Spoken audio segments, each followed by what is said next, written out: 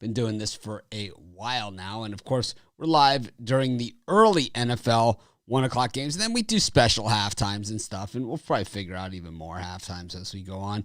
As we start to add even more shows, now that I have people doing the drive-through and, all kinds of things like that, it's maybe free me up to even more Mitch. But, well, I always say during these halftime shows, I've said this a lot of times throughout, the years that we've been doing these, the toughest halftime shows are during blowouts. When the team is going to win is already winning the game. And that is the tough part. I had a premium pick here on the Saints. I know a lot of people did. And it's, there's only two teams, right, playing. So it's like I know a lot of people had the Saints too. So I'm not going to sit here and act like a hero because I picked the winner. It's not what we do. What we're going to do is we're going to look at the second half and see if there's any way at all we can bet this thing. And, of course, makes it extremely hard. Yeah, we see the score. We're not.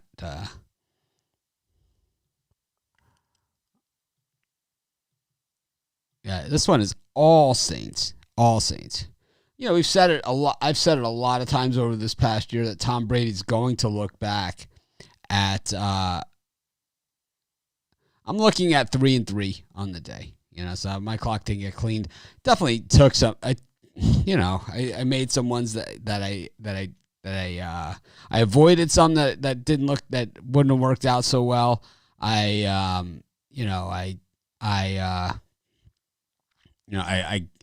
got some, and then I got burned. On the Texans. I had the Texans, and the Jags scored at the end of the game to ruin my cover. I would have been 4-2 on the day instead of 3-3. At 4-2, of course, is a lot better.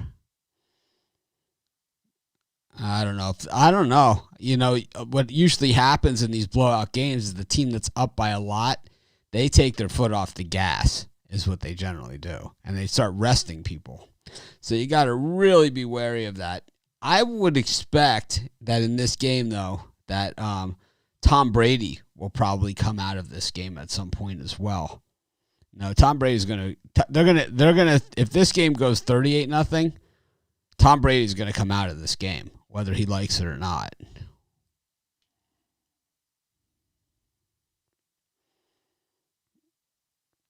Well, the Bucs are only -4.5 in the second half, and that is not a good sign for Bucs backers.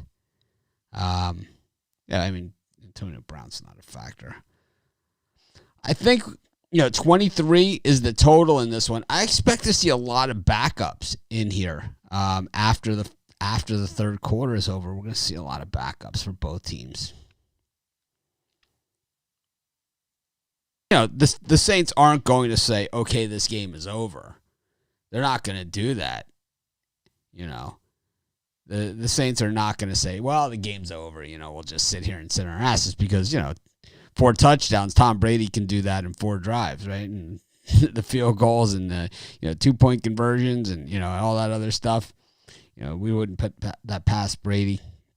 Saints are +4.5 for the second half and +210 on the money line.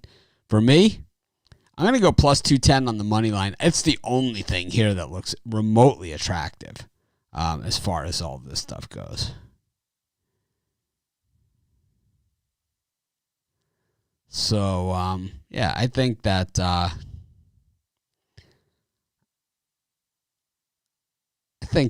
for me, I always go for the big value, and I'm just going to take the Saints on the money line. I wish I would have come on those afternoon games. I loved the Steelers -7.5 at the halftime there. And I personally pounded it. I'm not going to talk about picks that I didn't give out, though, that's for sure. But, that was one that it was a halftime I wish I would have come on. But I think these are the hardest ones. I say it all the time, on these shows. The hardest ones are when it's a blowout, and the team that is going to win is well ahead.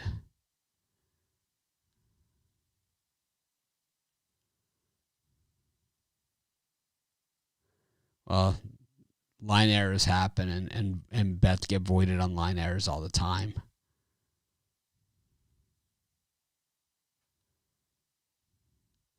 Yeah, I just, I only have so many hours in the day, so that's why I don't, I don't come on that many times.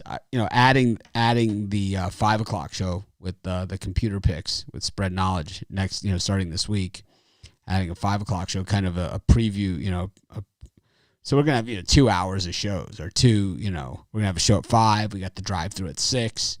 It's a lot of stuff. What anytime touchdown score long shot is a good play? I don't know. I'd expect to see Taysom Hill at quarterback, in the second half. Brady's not a warrior. Brady looks shot, and he's looked shot for a few years. And it's games like this where he looks extra shot. He looked terrible against the Giants last week, and he looks bad here. I mean, that throw where he overthrew Gronkowski there 5 years ago, that was a touchdown, touchdown. Yeah, I mean, Brady's not going to finish this game, at this point. Unless the only way Brady finishes this game is if they come out here and score a touchdown right out of the gate. I'm not even sure that's going to happen. Because the Bucs haven't shown us that they can move the football at all. Yeah, I believe they will pull Tom Brady. Let's see if the lines have moved at all. Not that it's going to matter with what we're doing. So the Saints are plus 210 for the second half, and that's where I'm going to be. To me, that's where the value is, and as ridiculous as 31-0, and you say, wow, Tom Brady's going to at least play for pride. I don't think he's going to play much longer in this game. You can't risk injury to Tom Brady because if you leave Tom Brady in, the Saints know he's going to throw on every play. So they're just going to blitz on every single play. I mean, you don't want to leave Tom Brady in for that. Taysom Hill is amazing. He always has been at BYU. Taysom Hill, backer.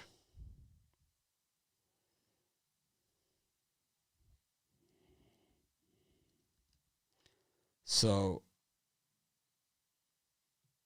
on this show, it's gone to now plus 205 on the money line Saints. I missed it. I missed the 210. It went to 205. But yeah, Taysom Hill's, he's just one of those guys. There once in a while in the NFL you get a guy like that. Cordell Stewart was like that. Jim Jensen was like that for the Dolphins. You just got a guy who kind of can play every position. He's just good at everything.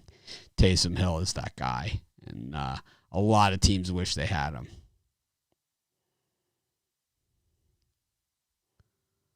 I don't think so. I don't think he's going to risk injury, especially with Michael Thomas just coming back.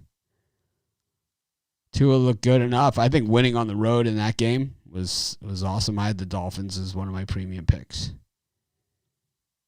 We love Taysom Hill, man. Love us some Taysom Hill.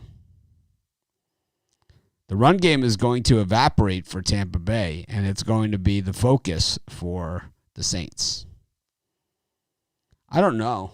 I just don't know. The Bucs are going to have to score for this game to go over.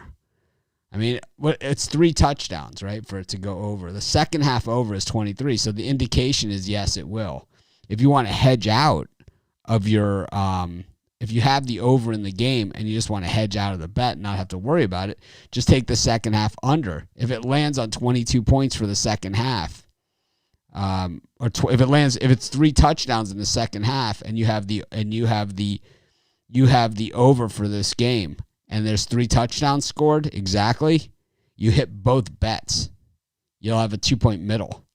So if you're worried about your overs, take the under in the second half at 23, and that way if it's 3 touchdowns exactly, the score will land on 52 because it's 31-0. It will land on 52.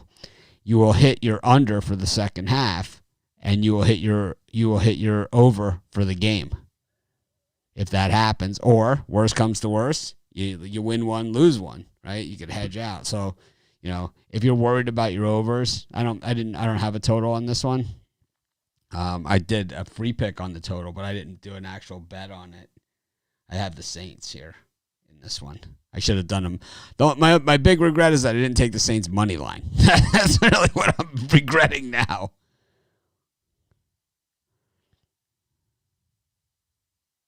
Why do I always pick against the Falcons? Well, because they've been a good bet against this season. That's why. I bet against the Falcons because I like to win.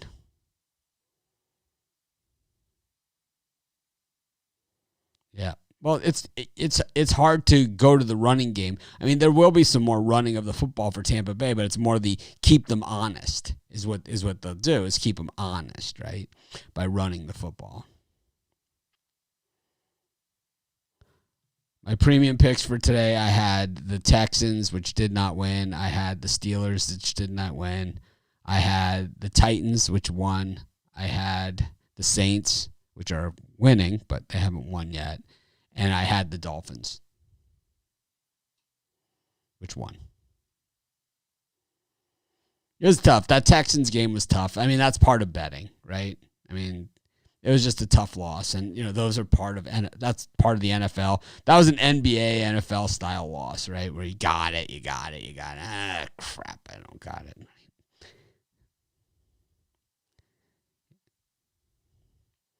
I'll tell you who had the Bills was the Contrarian Index, that new thing we added to the site. They had the Bills and the Cowboys. Anytime touchdown for Taysom Hill, $1,200 plus 1,200. Why not? I think that's probably a good idea because he's probably going to be the quarterback for the second half. That's the thing, like, that you can't put the third string quarterback in. I have a prop bet, Tom Brady under 295 passing yards. Do you think that will cash? BYU going for it on fourth down to miss at 23. So you could hedge out if you have the over.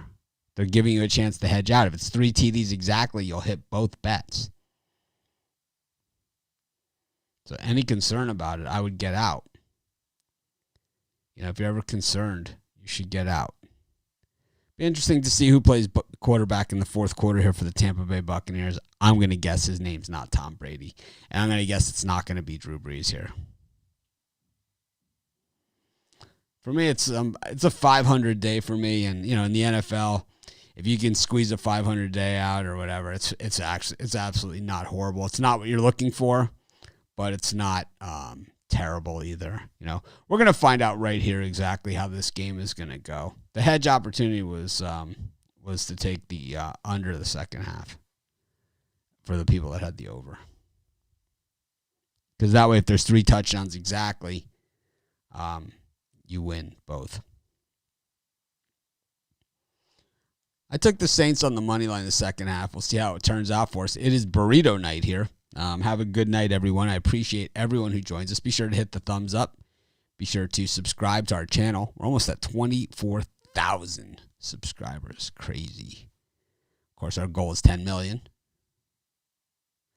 Yeah, I think the Saints are going to run the ball, and I think the Bucs are going to pass on every down. So it's like this is, it is what it is. Is what will happen. But anyways, thanks everyone for joining me. Have a great day. It is it's 5:09 p.m. where I live here in Hawaii, so we haven't eaten dinner yet. It's burrito night. I'm excited about it. Have a great night. Enjoy the rest of your night. See you guys tomorrow morning at 10 a.m. Eastern Standard Time. Have fun with it, and don't take yourself too seriously. Have a great day.